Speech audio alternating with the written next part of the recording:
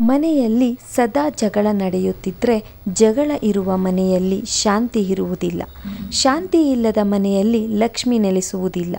ಮನೆಯ ಬಾಗಿಲು ಮುಂಭಾಗ ಅಶುಚಿಯಾಗಿದ್ದರೆ ಬಾಗಿಲು ಮನೆಗೆ ಭಾಗ್ಯ ಬರುವ ದಾರಿ.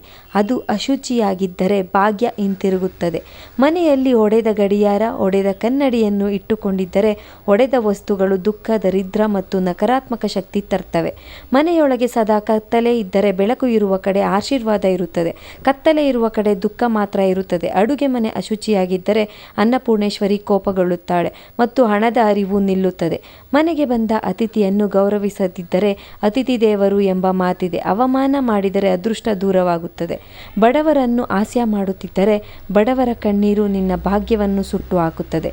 ಮನೆಯ ಹಿರಿಯರ ಮಾತಿಗೆ ಗೌರವ ಕೊಡದಿದ್ದರೆ ಹಿರಿಯರ ಆಶೀರ್ವಾದ ಇಲ್ಲದ ಮನೆಯಲ್ಲಿ ಪ್ರಗತಿ ಇಲ್ಲ. ಮನೆಯೊಳಗೆ ಸದಾ ನಿಂದನೆ, ಗದರಿಕೆ, ಶಾಪದ ಮತ್ತು ಇದ್ದರೆ ಅಂತಹ ಮಾತುಗಳು ಮನೆಯ ಶಕ್ತಿಯನ್ನು ನಾಶ ಮಾಡುತ್ತವೆ. ಸಾಲವನ್ನು ಸಮಯಕ್ಕೆ ತೀರಿಸದಿದ್ದರೆ ಸಾಲ ತೀರಿಸದ ಮನೆಯಲ್ಲಿ ಹಣ ನೆಲೆಸುವುದಿಲ್ಲ. ಅಪ್ಪ ಅಮ್ಮನ ಮನಸ್ಸಿಗೆ ನೋವು ಕೊಟ್ಟರೆ ಅವರ ಕಣ್ಣೀರು ನಿನ್ನ ಜೀವನದ ದಾರಿಯನ್ನು ಮುಚ್ಚುತ್ತದೆ. ಬೆಳಗ್ಗೆ ತಡವಾಗಿ ಎದ್ದು ಕೆಲಸ ತಪ್ಪಿಸುತ್ತಿದ್ದರೆ ಸೂರ್ಯನ ಬೆಳಕಿನ ಜೊತೆ ಬರುವ ಶಕ್ತಿ ನಿನ್ನಿಂದ ದೂರವಾಗುತ್ತದೆ. ಮನೆ ಮುಂಭಾಗ ಕಸ ಕಡ್ಡಿ ಜಾಮಾಗಿದ್ದರೆ ಅದು ದರಿದ್ರದ ಆಹ್ವಾನ. ದೇವರ ಪೂಜೆ ಕಡೆಗಣಿಸಿದರೆ ಆಶೀರ್ವಾದವಿಲ್ಲದ ಜೀವನ ಸುಲಭವಾಗಿ ಕುಸಿಯುತ್ತದೆ. ಅಡುಗೆ ಅನ್ನವನ್ನು ನಿಂದಿಸಿದರೆ ಅನ್ನದ ಅವಮಾನ ಹಣದ ನಾಶಕ್ಕೆ ಕಾರಣ. ಸದಾ ಇತರರ ಮೇಲೆ ಅಸೂಯೆ ಹೊಂದಿದ್ದರೆ ಅಸೂಯೆ ನಿನ್ನ ಯಶಸ್ಸನ್ನು ನುಂಗಿಬಿಡುತ್ತದೆ. ಮನೆಯೊಳಗೆ ಸದಾ ಅಳಲು, ದೂರು ಮಾತ್ರ ಇದ್ದರೆ ಅಂತಹ ಮನೆಯಲ್ಲಿ ಸಂತೋಷ ನೆಲೆಸುವುದಿಲ್ಲ. ದುಡಿಯದೆ ಸುಖ ಬೇಕೆಂದರೆ ಅಂತಹ ಮನೆಯಲ್ಲಿ ದಾರಿದ್ರ್ಯವೇ ನೆಲೆಸುತ್ತದೆ. ದುಷ್ಕರ್ಮಗಳಲ್ಲಿ ತೊಡಗಿದ್ದರೆ ಅವು ನಿನ್ನ ಭವಿಷ್ಯವನ್ನೇ ಕತ್ತಲೆಯಲ್ಲಿ ತಳ್ಳುತ್ತವೆ. ತಪ್ಪು ಗೊತ್ತಿದ್ದರೂ ಒಪ್ಪಿಕೊಳ್ಳದಿದ್ದರೂ ಅಹಂಕಾರವೇ ನಿನ್ನ ಭಾಗ್ಯದ ದೊಡ್ಡ ಶತ್ರು.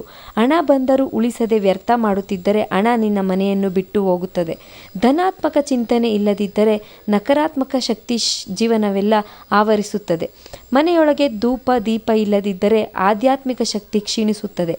ಮನೆಯೊಳಗೆ ನಿಂದನೆ, ಮಾತು, ಸುಳ್ಳು ಹೆಚ್ಚು ಇದ್ದರೆ ಅದು ದರಿದ್ರವನ್ನು ಆಹ್ವಾನಿಸುತ್ತದೆ.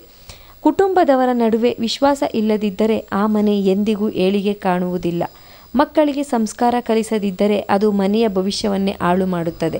ಹಣ ಬಂದಾಗ ಕೃತಜ್ಞತೆ ಇಲ್ಲದಿದ್ದರೆ ದೇವರು ಮತ್ತೆ ಹಣ ನೀಡುವುದಿಲ್ಲ. ತಾಯಿಯ ಶಾಪ ಬಿದ್ದರೆ ಯಾವ ಯಂತ್ರ ಮಂತ್ರ ಪೂಜೆ ಸಹಾಯ ಮಾಡುವುದಿಲ್ಲ. ಮನೆಯೊಳಗೆ ಸದಾ ದುಃಖದ ಕಥೆಗಳು ಮಾತನಾಡಿದರೆ ಆ ದುಃಖವೇ ನಿನ್ನ ಭವಿಷ್ಯವಾಗುತ್ತದೆ. ಜೀವನದಲ್ಲಿ ಶಿಸ್ತು ಇಲ್ಲದಿದ್ದರೆ ಆ ಮನೆಯಲ್ಲಿ ದಾರಿದ್ರ್ಯವೇ ಶಾಶ್ವತ.